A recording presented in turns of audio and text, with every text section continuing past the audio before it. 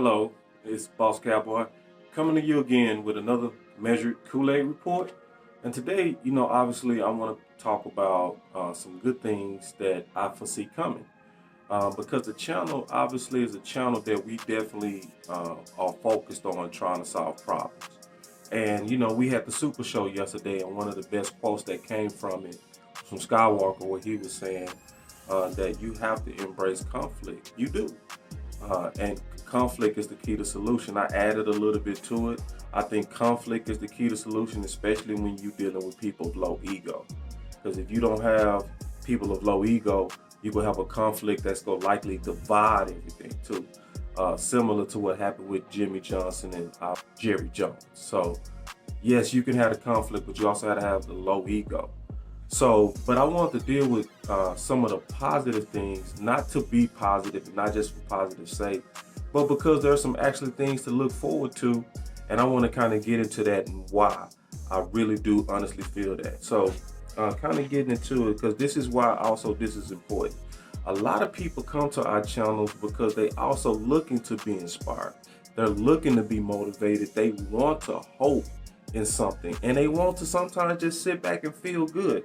Like this literally happened on my channel where I was discussing Anthony Barr. Now this is the thing, I gave the facts on it.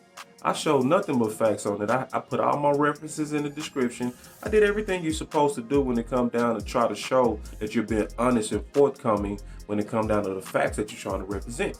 And so in that video, I talked about how it was being rumored that he wanted around $11 million, which I was saying, and showed the justification, the articles and all the documentation that it was something likely we wasn't going to do, especially when you look at the fact that we didn't want Bobby Wagner. So I don't have to rehash that video. Go watch that video if you want to see more on it.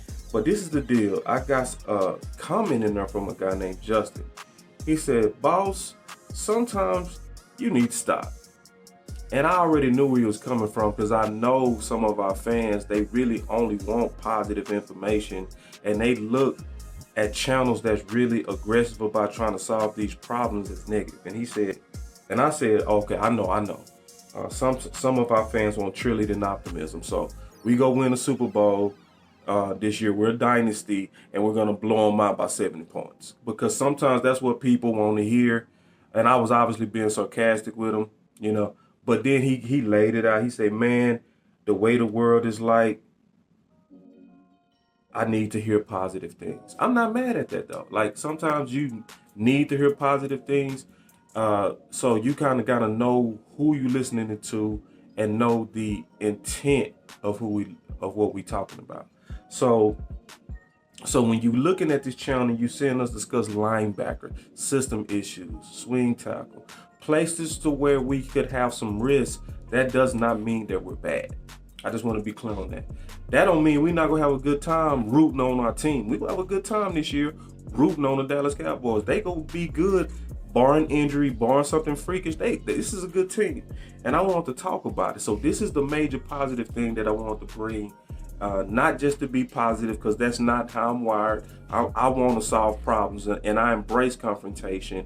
I embrace going right at places and ideas I don't agree with, because I know and agree with Sky that that's the key to winning. You have to be able to go head on into problems if you go solve them. So I'm gonna get into the positive, but I want to give an example, because a lot of my friends that are married, they always have issues. I hear issues all the time between them and their spouses.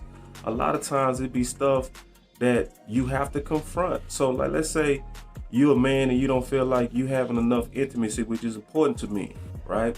And then you're a woman and you feel like your man wants too much intimacy and he's not taking in account at how hard you work.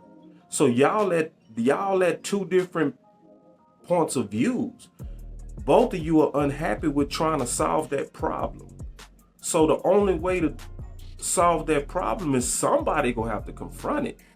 I know that's a kind of wild example on the football channel, but that's a real example to where somebody got to confront it. And so whoever confronts it, the other person likely, because they are already differing on that idea, is go take it as a confrontation. But it has to happen if y'all go be able to heal and get to that point of intimacy. That's what I mean in this example, that you have to embrace confrontation with a low ego, hear people out, let them hear you out. And if you got the right spirit about trying to really solve problems, you a lot of times get to the solution. So on the positive note, this was sent to me by Coach Marv. Obviously, shout out to Coach Marv, who's a blessing to the whole community. But this is one of the things that stands out is in 2019, they came out with a study that proved that 30% of the NFL is made up of undrafted football players. So I know this from school. I know 2019 might seem like it's far, but listen, any data like this is good for about 4 years, right? Because it's still gonna be relative to now, even though it's 2019. But think about that. 30% of the league that are major contributors to all of the football teams was undrafted, meaning initially they were not viewed as assets to all 32 teams, but they end up panning out to be assets. So what do you mean, boss? What is that? How is that relative to us? Well, this is where we should be excited going into training camp, mainly because of the track record of Will McClay. And when you think of the amount of times he's turned water into wine with people that we didn't see coming, that should have us excited. Because we all excited about Curse now, but nobody was excited about Curse last year. We all like Terrence Steele now, but who was excited from Terrence Steele year one? Who? We all like Donovan Wilson now, but who all just went crazy? Man, it's a few. It was a few that co-signed every one of those players, but the majority, let's just be honest, the majority didn't care about Curse. We didn't care about Donovan Wilson. We didn't care about Anthony Brown when he was chosen in the 6th round. Who knew that last year Anthony Brown was going to finally become not even just a quality corner, but graded one of the top corners in the whole league? That's all behind Will McClay and Stephen Jones. So even though, you know, we talked about some of the things that are risking championships, like the system committee versus matchup, like the linebacker, like swing tackle, like receiver, who's an injury away from crisis, that still does not mean that we're a bad team. We are a very good team. And so we talked about then Malik Hooker. Like, Malik Hooker had literally a 99% chance of being re-injured according to injurypredictor.com. 99% chance. And he got through the whole season, didn't he? Because the Cowboys organization, as much as we criticize them, what we really a lot of times are fighting about and mad about and concerned about, let's be honest, it's about 6%. Because we can actually look back and say the majority of it, they get right. They get right. So for people like Justin who don't understand channels like mine, y'all gotta understand, we calling things out in love, but we also not blind to how good we are.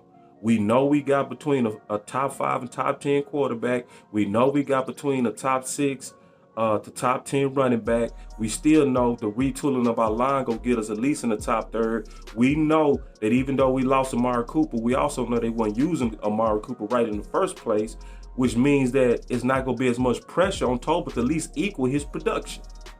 So we got also Pollard, and when you add that with Zeke, we talking about really the best tandem in the league. Ain't nobody gonna say that, but it's the truth. Those two running backs are the best tandem in the league.